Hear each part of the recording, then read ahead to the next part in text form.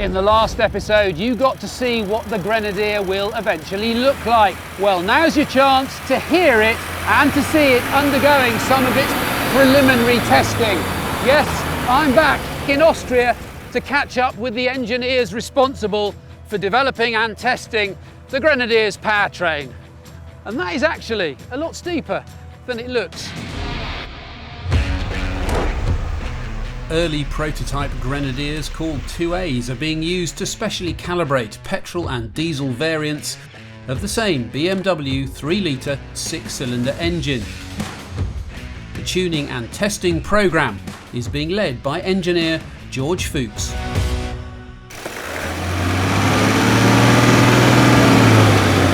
That's cool. It sounds really smooth though. Yeah. So the two engine options are going to be what, just to clarify? So here you can see the diesel version, and before on the test track you have seen the petrol version. Both are 3-litre versions with 6 straight cylinders.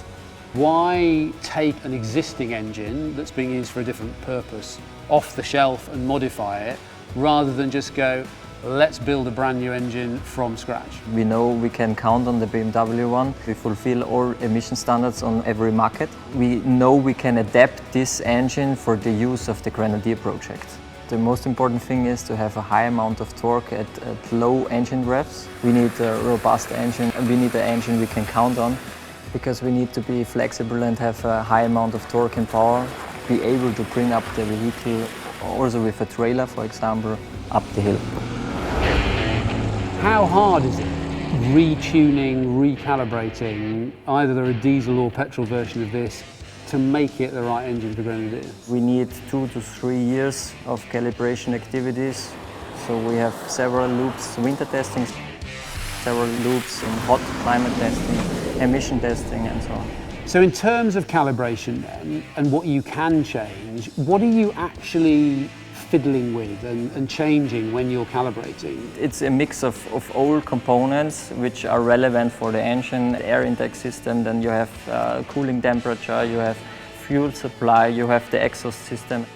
Here you can see in front, these are approximately 12 pressure sensors which are measuring the pressure in the fuel supply, in the cooling system and so on. Where's the data capturing equipment? In the back of the vehicle.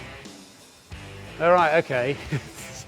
Now it's looking complicated. So what are all these boxes? So on the left side in cream color you can see all the temperature measurement points, and then to the right the flow rate sensors and the pressure sensors. And so then all that lot then just hooks up to one laptop? Then we check it after every test. So you guys have already done extensive testing, 18 months or so. How much more have you got to do?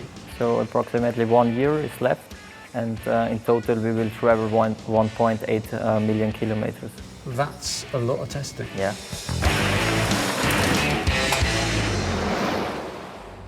Ineos Automotive is working with off-road engineering giant Magna to develop not only the Grenadier's engine options, but also its heavy-duty transmission. Its facilities here in Austria are world-renowned. The gearbox programme is being led by Ineos engineer ZWOLLO. I'm keen to find out firsthand how things are going, and there's a burning question that needs a straight answer. Will there be a manual option? No.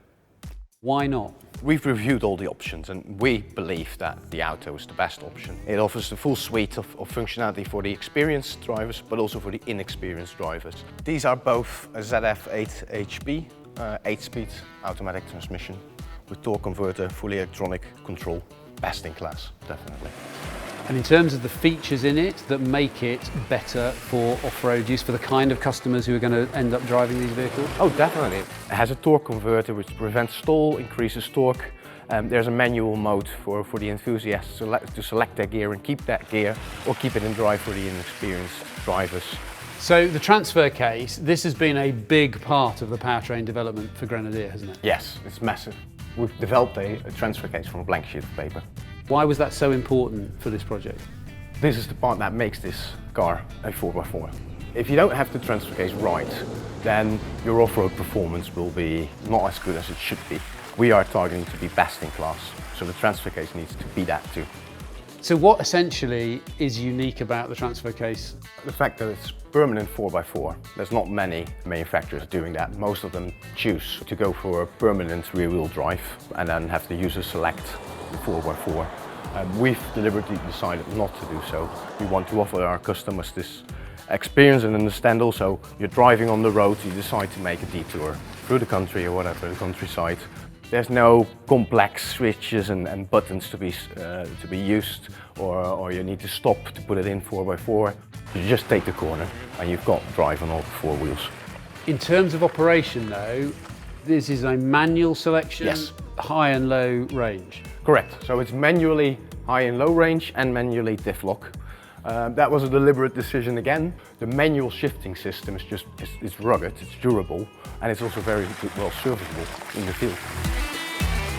Where are you with the current development? We're building 100 plus full vehicle prototypes. So we've moved from component testing into system testing, and now we're going to do full vehicle testing. So for the next coming year and more, there's going to be a whole bunch of cars running around the whole world. That means cars doing calibration on every aspect of the car. Transmission, engine, brakes, or ESP, ABS, everything. Durability runs, hot climate, cold climate.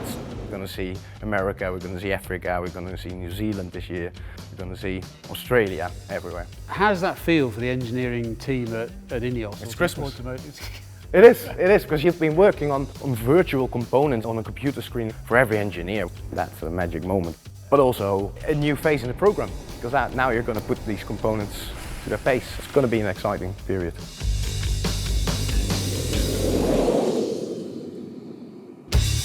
So, to recap, the Grenadier will launch with diesel and petrol options of the same proven 3-litre straight-six engine, hooked up to variants of a best-in-class 8-speed auto gearbox with driver override. The transfer case, being developed from scratch, promises full manual control.